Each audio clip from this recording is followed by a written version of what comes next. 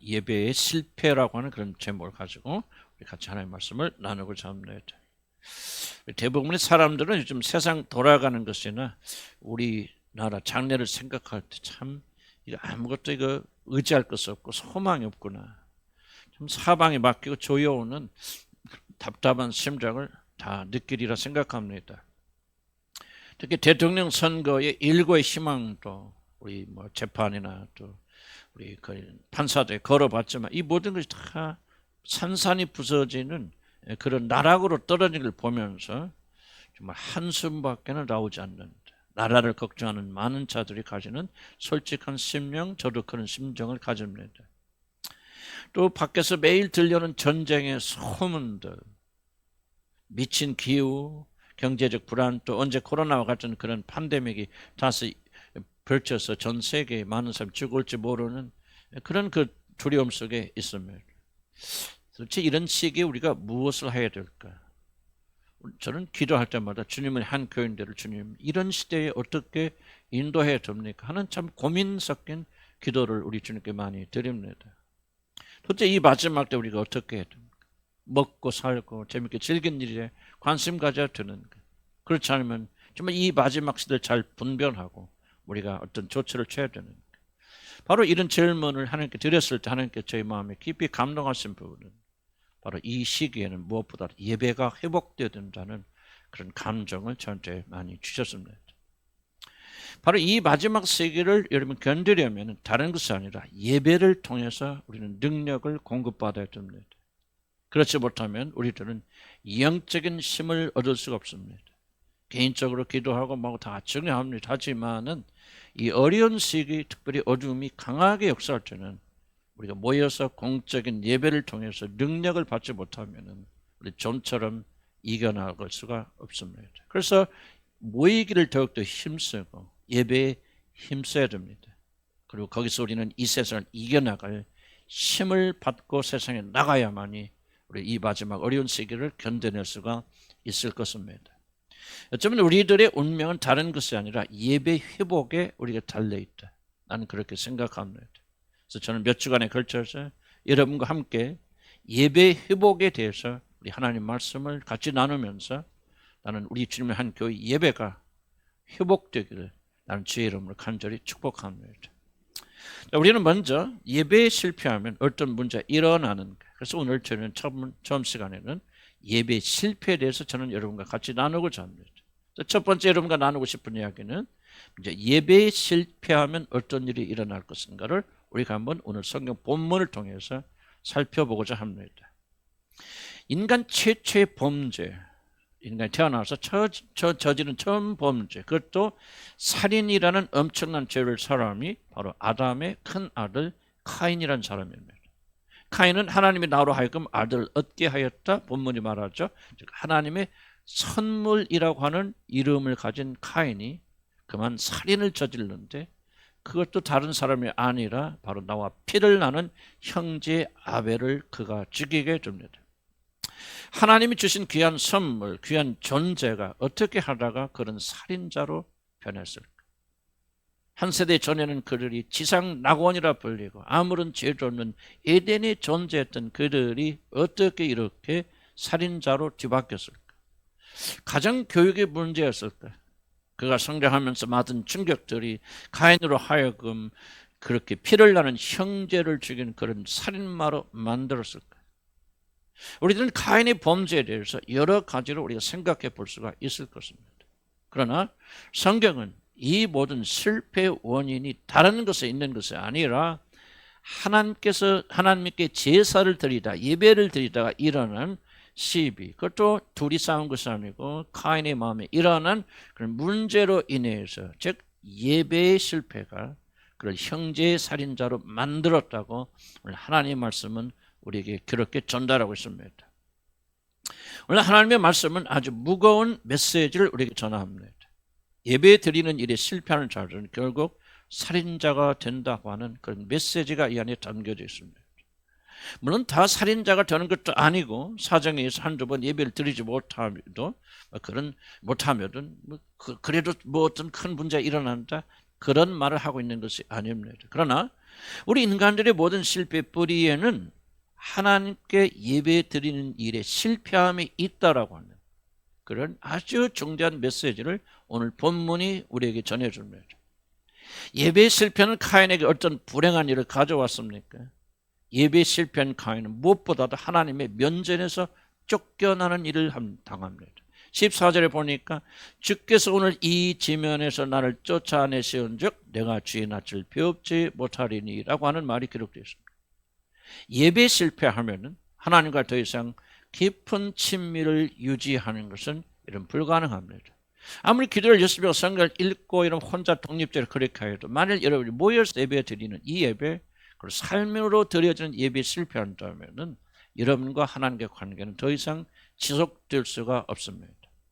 11절 또 12절 보면 카인은 이제 땅에서 저주를 받았다고 기록합니다. 하나님께서 주신 땅에 아벨의 피가 떨어지니 그 땅이 저주를 받아서 더 이상 이제 카인은 농사꾼인데 씨를 뿌리고 열매를 해도 열매를 거둘 수가 없게 되었습니다. 아무리 노력하여도 카인이 노력한 결과를 이 땅이 주지 않습니다. 예배 실패해서 하나님과의 관계가 깨진 사람은 무슨 일을 하여도 낭패를 겪게 된다라고 하는 메시지가 안에 담겨져 있습니다. 혹시 돈은 벌지 모릅니다. 세상에서 성공할지 모릅니다. 그러나 그 사람이 아무리 성공하여도 예배에 실패한 사람들은 보람이 없습니다. 기쁨이 없습니다. 행복이 없습니다. 만족이 그에게 주어지지 않습니다. 저주받았기 때문에 그렇습니다. 자기 자신이 하는 일에서 아무런 의미를 발견하지 못하 그저 먹기 위해서 왔다 갔다 합니다. 12절을 보니까 카인은 땅에서 유리하는 방랑자가 되었다고 그렇게 기록합니다. 아무리 노력하여도 자신의 노력의 대가를 거둘 수 없기 때문입니다. 안착할 수 없습니다. 정착할 수 없습니다. 이것 해도 안 되고 저것 해도 안 됩니다. 한마디로 그는 정착할 수가 없어서 이리저리 떠도는 방랑자가 됩니다. 그러다가 세월만 흘러갑니다. 안정되지 못하고 바람에 밀려 요동하는 조각배처럼 이리저리 그렇게 흔들립니다.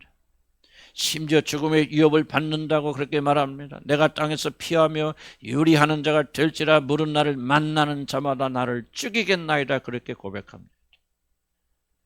관계의 파괴가 따라온다는 사실입니다. 예배에 실패하는 사람은 가는 곳마다 사람들하고 부딪힙니다. 가는 곳마다 사람들하고 다투고 싸웁니다. 결혼해도 배우자하고 부딪히고 결혼해도 배우자하고 싸우고 다툽니다. 직장에 가면 직장 상사들과 동료들과 다툽니다. 어디를 가든지 그 사람의 삶에는 싸움이 멈추지 않습니다. 아무런 잘못이 없는데 사람들이 나를 시기하고 괴롭게 하고 핍박한다고 스스로 위로하지만은 사실 그것은 예배에 실패하여서 하나님의 관계가 깨어질 때 일어나는 자연적인 현상이라는 사실을 그 사람은 잘 모릅니다. 예배에 실패하는 사랑 성도 여러분 모든 것을 잃게 됩니다. 그러나 불행히도 적지 않은 그리스도인들은 예배를 일요일에 한 번 드리는 행사처럼 그렇게 생각합니다. 예배를 통하여 아무것도 얻지 못합니다. 의무처럼 생각합니다. 왔다 가서 예배 드리고 끝났구나 이제 놀고 먹자 이런 식의 생각이 사실 우리 모두에게 들어있습니다.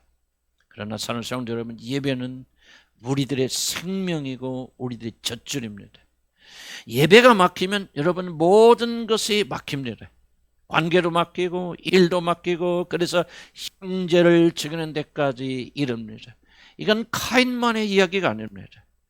카인처럼 모든 인간들이 하나님에 대한 예배에 실패하게 될 때 그들의 삶 속에서 일어나는 일을 카인을 통해서 우리에게 보여줄 것입니다.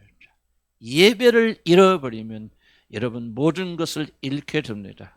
예배 없는 인생은 마치 방향 잃어버린 그런 자와 같아서 방황하고 유리하며 그리고 끊임없는 갈등 속에 살다가 그렇게 죽게 됩니다. 예배에 실패한 카인은 결국 형제를 살인하는 데 이르지 않았습니까? 하나님의 자녀들이요 도대체 무엇이 문제입니까? 환경이 문제입니까? 과거의 상처가 여러분을 괴롭히고 있습니까? 여러분이 부족한 것 실패가 여러분 괴롭힙니까? 인생의 길을 놓쳐서 그렇게 사십니까? 사랑하는 성도 여러분 성경은 이렇게 여러분에게 묻습니다. 여러분은 예배를 드리십니까? 하나님께서 받으시는 참된 예배를 여러분은 드리고 계십니까? 카인도 예배를 드렸지만 그는 하나님께서 받으실 수 없는 가짜 예배를 드리다가 살인자가 되어서 일평생 방황하는 방랑자가 되었습니다. 나는 혹시라도 저와 여러분이 이런 죽은 예배를 드리기 때문에 일생 동안 방랑하는 방랑자가 아닌지 두렵습니다. 여러분의 삶의 모든 실패의 뿌리에는 예배의 실패라는 숨에는 긴 큰 싱크홀이 있다는 사실을 잊지 않기를 주의 이름으로 간절히 기원합니다. 아무리 노력해도 안 됩니다. 열심히 해도 안 됩니다. 기회를 해도 안 됩니다. 결국 또 빠지고 또 빠지고 또 빠지는 것은 예배에 실패하고 있기 때문입니다. 현대인들은 예배에 참석하지만 예배를 가볍게 여깁니다. 행사치레 합니다. 일주일에 하나 의무조항으로 생각합니다. 그래서 예배를 드리고 나가는 순간부터 여러분 자유롭게 자기 멋대로 살아갑니다. 그래서 예배의 실패를 가볍게 여기고 아무것도 아닌 것으로 여깁니다. 그러나 영원히 편찮은 진리는 우리들이 도둑질 당하고 빼앗기고 책임당하는 가장 큰 원인 중에 하나가 바로 카인처럼 여러분이 예배에 실패하고 있기 때문이라고 말합니다.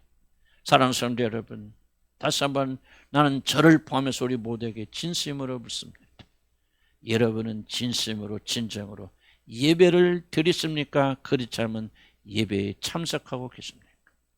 그렇지 않으면 카인처럼 드리긴 드리지만 하나님 받으실 수 없는 죽은 예배에 실패된 예배를 드리다가 원망과 불평하다가 그렇게 비참한 삶을 마감하십니까?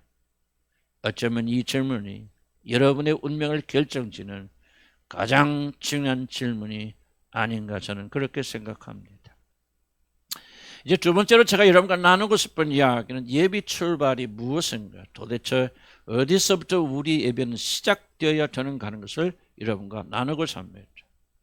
우리들이 예배의 본질, 예배에서 정말 중요한 것이 무엇인가, 우리들이 하나님께 드리는 예배가 정말 예배되게 만드는 그런 요소가 무엇인가를 알려면은 오늘 본문이 말하는 왜 하나님은 카인의 예배를 거절하셨는가를 먼저 알아야 됩니다. 이런 매우 궁금한 질문입니다. 왜 하나님은 아벨의 제사는 받아주셨지만 카인의 제사는 받아주지 않으셨습니까? 저를 포함해서 아마도 복음을 중요하게 여기는 대부분의 사람들은 그들이 드렸던 재물의 차이 때문에 아벨은 받아들여졌고 카인의 예배는 받지 않으셨다고 그렇게 말할 것이고 저도 그렇게 가르쳤습니다. 카인은 농사를 짓는 농사꾼이었기에 땅의 소산으로 드렸습니다. 그런 아벨은 장차 오실 예수 그리스도를 기다리는 믿음이 있었기 때문에 자기 자신이 기르던 어린 양을 잡아서 그의 살과 기름을 태워서 제사 방식에 따라서 하나님께 제사를 드렸습니다. 바로 이것이 둘 사이의 결정적인 차이이고 카인에게는 그리스도를 향한 믿음이 없었기 때문에 하나님은 그의 제물을 받지 않으셨다고 우리는 그렇게 생각합니다. 물론 이것은 틀린 말이 아닐 것입니다. 모든 성경을 복음을 위해서 기록된 책임으로 이렇게 이해하는 것은 결코 잘못된 것이 아니고 이 요소가 이 안에 깊이 담겨져 있습니다. 그런데 창세기 4장을 아무리 제가 본문 자체를 수십 번을 읽어보아도 앞에서 말한 이것을 직접적으로 지지하는 것을 단 한 군데도 저는 찾을 수가 없었습니다. 도리어 성경은 아주 강하게 하나님이 카인의 제물을 받지 않으신 이유는 그 사람 자신에게 문제가 있었기 때문이라고 성경 본문이 그렇게 기록하고 있습니다. 하나님께서 카인과 그의 제물을 받지 아니하시죠. 제물을 받지 않으신 것뿐만 아니라 카인 자체를 하나님이 받으실 수 없었다, 그런 뜻입니다. 성경은 카인이라는 사람 자체의 인격과 그가 드리는 제물을 분리하지 않고 기록하고 있습니다. 하나라고 하는 뜻입니다. 즉 카인이 거룩하면 그가 드리는 제물도 거룩하고 카인이 악하면은 그가 바치는 제물도 악하다고 하는 그런 뜻입니다. 이 말이 의미하는 것은 하나님께서 카인의 제물을 받지 않으신 이유는 카인 자신이 하나님께서 받으시기에 합당한 그런 사람이 아니었기 때문이라고 하는 말입니다. 제물이 아니라 카인 자신에게 문제가 있었습니다. 그가 의롭지 못하였습니다. 그래서 하나님은 그의 제물을 받지 아니한 것입니다. 물론 재물 자체 문제가 있습니까? 예, 그렇게 말할 수 있고 그건 구속사에서 굉장히 중요한 거지만은 본문 자체가 말하려고 한 것이 무엇인가 우리는 귀담아 들어야 됩니다. 우리는 생각해 보시기 바랍니다. 악한 사람 있고 살인마가 있는데 그 사람에게 여러분에게 비싼 선물을 준다고 루이비통 가방을 선물했다고 악한 살인마가 주는 선물을 덥석 받는 사람이 어디가 있겠습니까? 아닙니다. 조금만 지혜만 있고 지각만 있어도 우리는 결코 악한 자가 주는 선물을 받지 않을 것입니다. 그 이유는 그 사람이 주는 선물은 그 사람의 일부요. 그 사람이 주는 선물과 그 사람을 분리할 수가 없기 때문에 그렇습니다. 사람이 악하면 그 사람이 주는 선물 자체가 악합니다. 악한 의도를 가지고 선물을 주기 때문에 그렇습니다. 사람도 이런 지혜가 있을 터인데 하나님은 얼마나 더 하시겠습니까? 가인이 드린 제물이 악한 것이 아니라 가인이 하나님 보시기에 악하니 그가 드린 제물을 하나님 받으실 수가 없었던 것입니다. 7절 이렇게 말합니다. 네가 선을 향하면 어찌 낫을 들지 못하겠느냐. 제물에서 말씀하신 게 아니라 가인의 인격, 가인의 죄성, 그의 잘못을 지적하고 계십니다. 한마디로 너는 선하지 않아서 나는 너의 제물을 받을 수가 없어, 그런 뜻입니다. 무엇인가 제사를 드리기 전에 그의 삶이 무엇인가 부패하였고 악하였다는 것입니다. 악한 마음에서 나오니 악한 행동에서 나오니 그가 어떤 제물을 갖다 하나님 전에 바친다 할지라도 하나님이 그것을 받으실 수 없다 하는 것은 제가 본문의 충실한 결과로서 얻을 수 있는 결론입니다. 가인은 어떤 사람입니까? 우리는 질문 던져야 됩니다. 그는 선한 사람입니까? 악한 사람입니까? 그는 선하디 선한 사람인데 그만 성질이 나서 길을 뒤돌릴 수 없는 실수를 저지른 선한 사람입니까? 그렇지 않으면 가인 자체는 매우 악한 사람이었기 때문에 그가 한 행동이 결국 이런 것이 되어졌습니까? 하는 것을 우리는 성경을 통해서 찾고 발견해야 됩니다. 그래서 우리는 이 가인이 악한 존재였다는 사실을 우리가 여러분 찾아내야 됩니다. 여러분 생각해 보시기 바랍니다. 아무리 하나님께서 자기 자신의 제사를 받아들이지 않았다고 아무 잘못이 없는 동생을 쳐 죽이는 사람이 어디가 있습니까? 우리 주님께서 말씀하신 아무리 악한 자라도 자기 자신의 자녀는 돌보고 그들에게 악을 행하지 않는다고 그렇게 말씀하지 않으셨습니까? 악한 자도 자기 자식에게는 좋은 줄을 알거든 아무리 악하여도 그는 자기 친족, 형제, 부모, 자식에게는 선을 행한다, 그런 뜻입니다. 그런데 카인은 도대체 얼마나 악한 사람이었길래 아벨이 그에게 잘못한 거 하나도 없는데 하나님께서 자기 제물을 받지 않고 카인의 제물을 받으셨다고 하는 그 한 가지 사실에 분노하여서 형제 아벨을 하나님이 경고에도 불구하고 그를 쳐 죽입니까? 그가 만약 평소에도 이와 같이 악한 사람이 아니었다면 이런 일은 일어날 수 없다고 저는 그렇게 생각합니다. 바로 일어난 일이 그 사람이 어떠한 사람인가를 증명하여 주는 것입니다. 평소에는 얌전하게 있지만 평소에는 여러분 적은 짓이 있지만 어떤 일이 터지게 될 때 우리는 비로소 이 사람이 이런 사람이구나 하는 발견하게 되듯이 카인도 바로 그렇다. 카인이 얼마나 악한 사람인 것을 우리가 유추할 수 있는 것은 그가 저지른 살인의 결과를 통해서 카인은 평소에도 하나님이 같이 할 수 없는 그런 사람이었다는 것을 발견하게 됩니다. 성경 또 하나의 증거를 제가 제시합니다. 한번 동생 아벨의 이름을 생각해 보시기 바랍니다. 아벨 뜻은 뭐냐? 이름의 뜻은 허무라고 하는 그런 뜻입니다. 세상에 아무리 아담과 이브가 좀 주석한 표현이면 무식하다고 막 응애하고 태어난 아이에게 너는 허무한 존재다, 그렇게 평생을 따라다닐 이름을 주석한 표현은 그렇게 개떡같이 붙여줍니까? 나는 한국식으로 아벨 즉 허무라는 이름을 뭐가 한국식으로 맞을까? 이들의 정황을 볼 때 이렇게 붙이면 딱 맞을 것 같아요. 무자식이 상팔자. 나는 이것이 굉장히 허무라는 말과 이 상황과 연결되는 그런 이름이라 그렇게 생각합니다. 그런데 한번 이런 질문 던져봅니다. 왜 사람들은 무자식이 상팔자라 그렇게 말합니까? 자식들이 효도하고 자식들이 성공해서 기쁘고 즐거운 부모들이 그렇게 말하는 거 들어봤습니까? 자식들 때문에 개 고생하는 부모들이 뭐라고 말합니까? 한숨을 쉬면서 그려 무자식이 상팔자여, 자식 있는 것보다 없는 게 나아. 나는 어떤 그 가까운 분이 개를 참 사랑하는데 개를 끌고 가다가 우연히 다른 사람 만나서 개 키우는 사람, 개 키우는 사람께 금방 이 얘기 하더라고. 나는 옆에 있는데 이 얘기 하는데 뭐라고 하냐면 그분이 이게 개가 사람보다 나아요. 이 사람보다 나은 게 개입니다. 그래 그 말 하더라고. 근데 옆에 있는 분이 뭐라고 말하면 참 뼈 있는 말씀이네요. 그러시더라고요. 그래서 나는 참 그 대화를 내가 아무 소리 안 했으면 들으면서 이야 오죽하면 저 말할까. 개가 아무리 사랑해도 개가 사람보다 낫다. 뭐를 말합니까? 그 사람은 사람에 대한 상처가 엄청 많았던 사람이다. 아팠다, 힘들었다. 그것이 느껴지더라고요. 이런 보세요. 자기 아들이 태어나는데 태어나자마자 좋은 이름 붙여주잖아요. 제 이름이 유준입니다. 무슨 뜻이랍니까? 중요하고 진짜 중거리 중요한 영웅이다. 비록 이름하고 반대로 살고 있지만은 태어나면 다 부모들이 그렇게 붙이는. 한번 생각해 보세요. 도대체 아담과 이브에게 어떤 일이 일어났길래 둘째 아들이 태어나는데 참 무자식이 상팔자다. 허무다 그런 이야기를 하였겠습니까? 창세기 27장 46절에 보면 큰아들 에서가 이방 여자와 헷 여자들과 헷사람의 그런 여자들과 결혼해서 문제를 일으니까 리브가 신앙적으로 리브가 뭐라고 말합니까? 내가 헷사람의 딸들로 말미암아 내 삶이 싫어졌구나. 그렇게 죽기를 소원하지 않습니까? 하나님께서 카인의 제사를 받지 않으신 이유는 카인의 삶이 악한 삶이었기 때문에 그렇습니다. 하나님께 도무지 받으실 수 없는 행동들을 마구하고 다니기 때문에 하나님께 도무지 그를 받을 수 없었습니다. 그래서 그 악한 자의 예배를 거절하신 것입니다.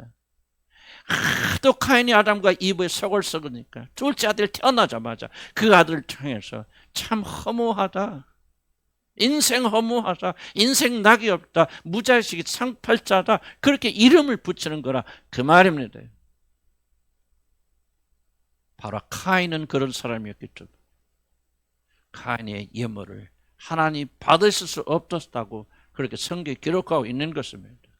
평소에는 내 멋대로 살다가 주일날이 되니 갑자기 변화해서 거룩한 성자가 되어 교회에 와서 그랬던 제사를 드리니 하나님께서 어찌 그것을 받으시겠습니까? 교회에서는 여기서 이런 기도하고 눈물 흘리고 기도하는 척하지만 여러분 집에 돌아오는 순간부터 세상과 아무런 다른 바가 없는 그런 사람으로 타락된 삶을 살다가 교회에 한번 와서 기도하고 예배를 드리면 하나님께서 어찌 그 예배를 받으시겠습니까? 왜 우리는 예배 실패하고 있는지를 좀 심각하게 생각해 보여야 됩니다. 그 이유는 카인처럼 우리의 삶이 하나님이 받으시게 합당하지 않기 때문이 아니겠습니까? 카인이 드린 예배가 거절된 것은 그의 삶 자체가 하나님이 증오하신 그런 삶을 살았기 때문이 아닙니까? 이것을 오늘 성경이 우리에게 전하고 있지 않습니까? 평일에는 부모에게 끊임없는 걱정을 끼치고 형제를 증오하고 사람을 미워하고 정직하게 행하지 아니하고 내 멋대로 음란과 방탕 속에 살다가 주일날 나와서 예배를 드린다고 거룩하신 하나님께서 그 예배를 어찌 받으시겠습니까? 올바른 예배를 드리려거든. 나는 여러분뿐만 아니라 저 자신을 향해서 외치는 소리입니다. 올바른 예배를 드리려거든 올바로 살아야 됩니다. 가정이 나의 교회가 되어야 되고 직장이 나의 재단이라는 심정으로 매일매일 최선을 다하여 살아야 됩니다.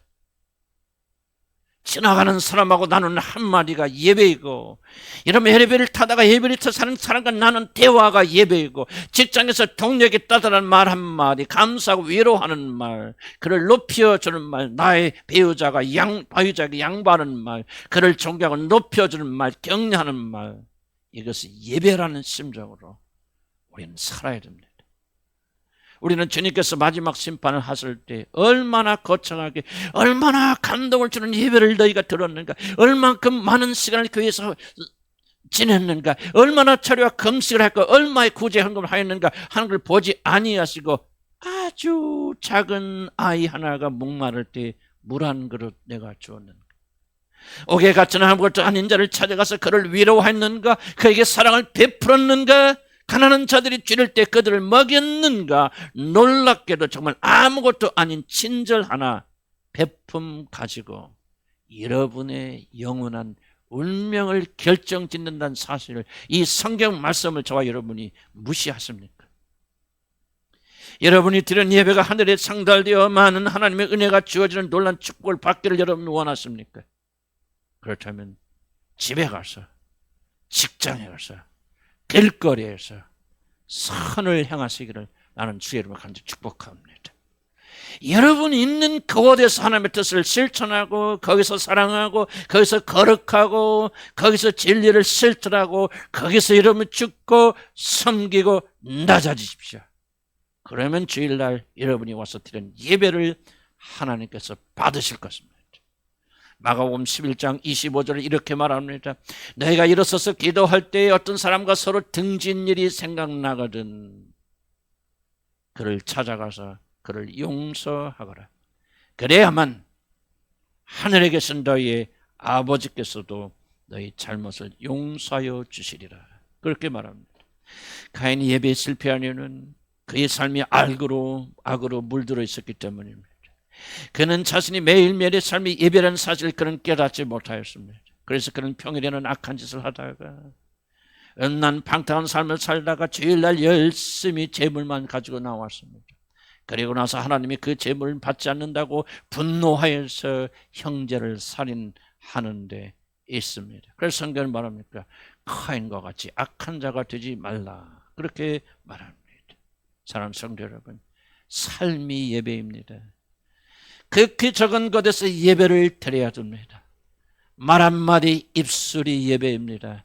동료하고 나누는 것이 대화가 예배입니다. 남편과 아내에게 친절하게 불친절하게 말 한마디 거두는 것이 예배입니다. 삶에 실패하면 여러분이 오늘 교회에 와셔서 어떤 예배를 드리시든 여러분의 예배는 하나님이 받지 아니하십니다. 그리고 결국 여러분은 살인자가 될 것입니다. 이제 말씀을 마감하면서 마칩니다. 이제 정말 중요한 질문 하나가 남습니다. 바로 그것은 우리들이 어떻게 카인처럼 악에 속하지 않고 삶으로 예배를 드릴 수 있을까 하는 질문입니다. 우리들 가운데 단 한 명도 하나님이 받으시기에 충분한 삶을 사는 자는 없다고 저는 확신합니다. 사실 우리 모든 죽었다 깨어나도 하나님께서 받으실 만한 예배를 드릴 수가 없습니다. 우리는 다 카인처럼 본질적으로 악하기 때문이고 아무리 선하게 산다고 해도 부지 중에 우리는 악을 행하기 때문에 그렇습니다. 어떻게 보면 우리들은 월요일부터 토요일까지 열심히 죄만 짓다가 주일 아침 겨우 정신을 차리고 졸리는 눈으로 교회에 나온 자들이 아닌가 그렇게 생각합니다. 강아지를 목욕시켜 깨끗하게 씻겨 놓았더니 그냥 밖에 나가서 진흙탕에 뒹굴어 머리부터 발끝까지 그냥 온갖 더러운 것들이 다 묻어 냄새나고 더러워져서 도무지 집안으로 데릴 수 없는 그런 자들이 바로 우리가 아닌가 그런 생각을 해봅니다. 우리들 아무리 완전하게 산다 한들 완전하신 하나님의 성에 차겠습니까? 아닙니다. 우리들 중에 하나님이 그의 예배를 받으실 만한 선한 사람은 단 한 명도 없습니다. 기록된 바 의인은 없나니 하나도 없으며 깨닫는 자도 없고 하나님 찾는 자도 없고 다 치우쳐 함께 무익하게 되고 선을 행하는 자는 없나니 하나도 없도다. 우리들이 구원을 받아서 하나님의 자녀가 된 뒤에도 사정은 크게 달라지지 않습니다. 그리스도의 죽으심을 믿음으로 인하여 하나님께서 우리들의 죄를 간과하시고 의롭다고 받아주신 것이지 우리들은 아직 죄에서 완전히 벗어난 자들이 아닙니다.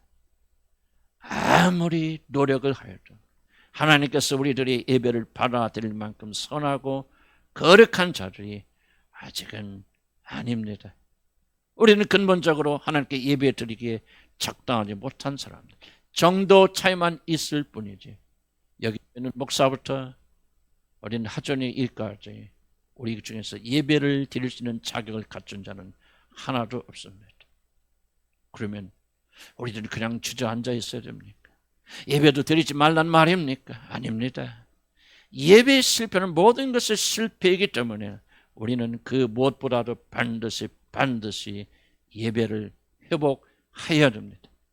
그럼 어디서부터 예배를 회복하는 일을 시작합니까? 어디서부터 하나님께서 받으신 예배가 시작됩니까? 바로 이 일을 위하여 하나님은 이제 우리들이 믿음으로 그 주 예수 그리스도의 죽음에 동참하라고 그렇게 명령하십니다. 근데 왜 예배를 드리기 위해서 우리 죽음이 반드시 일어나야 됩니까? 우리들이 카인처럼 악하게 사는 모든 이유는 사실 우리들의 육신이 살아있기 때문이 아니겠습니까?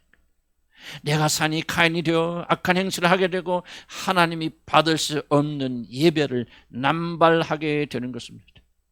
우리의 속사람은 새롭게 창조되었지만 우리 육신은 더럽고 악한데 우리가 매일 육신에 져서 굴복하는 삶을 사니 카인처럼 살게 되고 우리 예배를 전혀 하나님이 받으실 만한 그런 예배가 되지 못하는 것입니다. 그러므로 로마서 12장 1절에 이렇게 말하고 있지 않습니까? 그러므로 형제들아 내가 하나님의 모든 자비하심으로 너희를 권하느니 너희 몸을 하나님이 기뻐하시는 거룩한 선제물로 드리라. 이런 너희가 드릴 영적 예배니라. 영적 예배의 출발이 무엇입니까? 우리 몸을 하나님께 드린 거룩한 선제물로 드리는 것, 즉 우리의 죽음을 받아들이는 것이라고 그렇게 말합니다.